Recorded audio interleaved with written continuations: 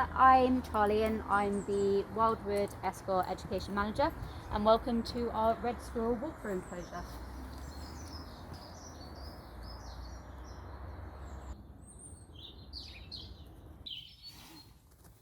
In this enclosure we have 5 red squirrels.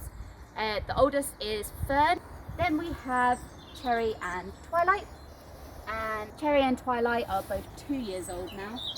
They were born here at the park. Then we have Blossom, she's about 1 year old, and Blossom is definitely the most confident. This is Blossom here, and this is Twiglet.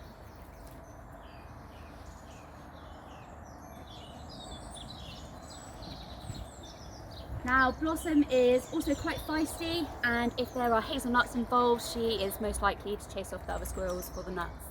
Then we have Tyne. Tyne is 7 years old, and she came here from our sister site in Kent. Oh, there's a squirrel on my back.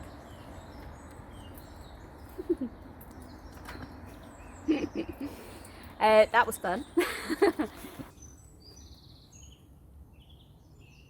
In the winter they have these ear tufts, and that's a very distinctive feature of a red squirrel.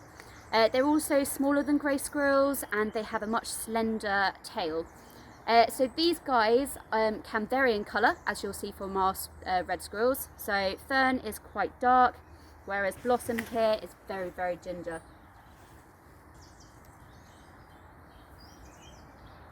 In the winter, they will grow a thicker coat to keep them warmer, and this is where you sometimes see colour variation. And you can actually get squirrels that turn completely grey, except for on their feet.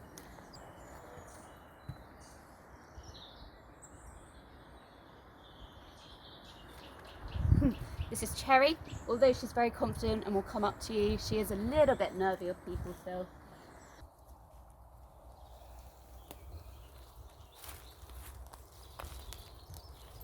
These guys are found naturally in a few places in Britain. So we have Scotland, where there's quite a big population, Formby coast, where there is a small population. Unfortunately, a few years ago they were affected heavily by squirrel pox, and 80% of their population were affected.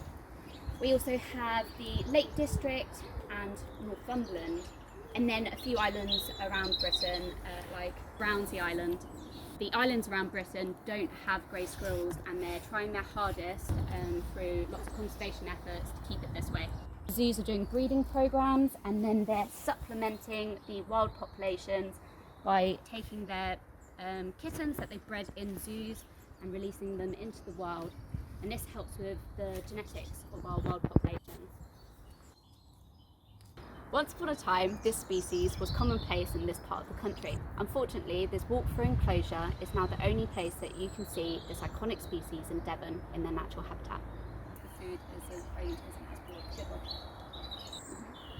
So this enclosure is designed to encapsulate their natural habitat, and it's also designed to keep the grey squirrels out. These guys are very well adapted to broadleaf woodlands, so they're a lot smaller than the grey squirrel, and that's because in broad woodlands there are a lot thinner branches on our trees.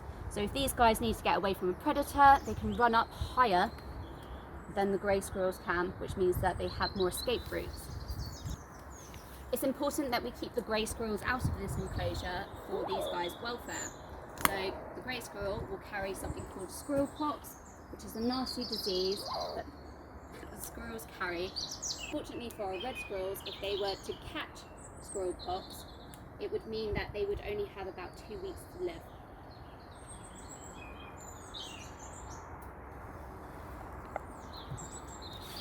A lot of people think that squirrels hibernate.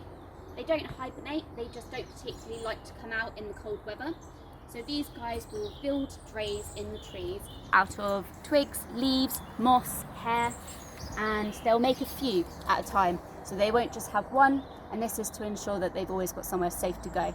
So if one of their drays was to get destroyed in the wind, or it got taken over by another animal or another squirrel, or perhaps it got loaded with parasite, then they could always move to another dray. Now, enriching squirrels is actually quite tricky. It's not about putting toys in here for them, it's about encouraging natural behaviours.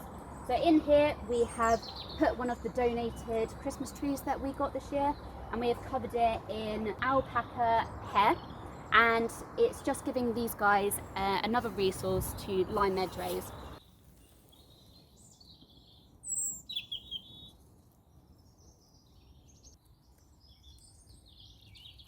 When these guys bury their nuts, they try to do it away from prying eyes.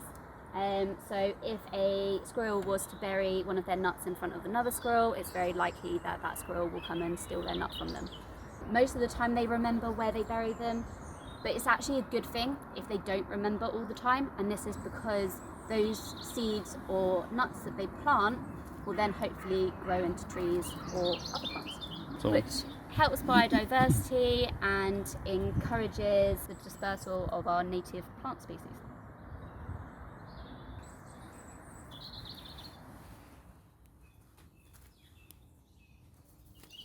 A way that you can help our red squirrels in this country is by recording any red squirrels that you see in any area and reporting it to your local biodiversity record centre.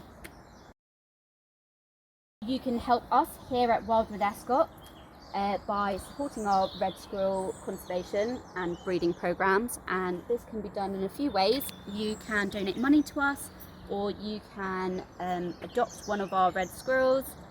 This includes a adoption pack where you'll get some fact sheets about your red squirrels, a picture and a plaque to go up in our red squirrel enclosure. The money from donations or our adoption packs goes towards these guys in a number of ways. It goes to helping us feed our red squirrels, it goes to maintaining their enclosure, vet bills, training, enrichment. It also helps our keepers attend conferences and courses, which helps further their education.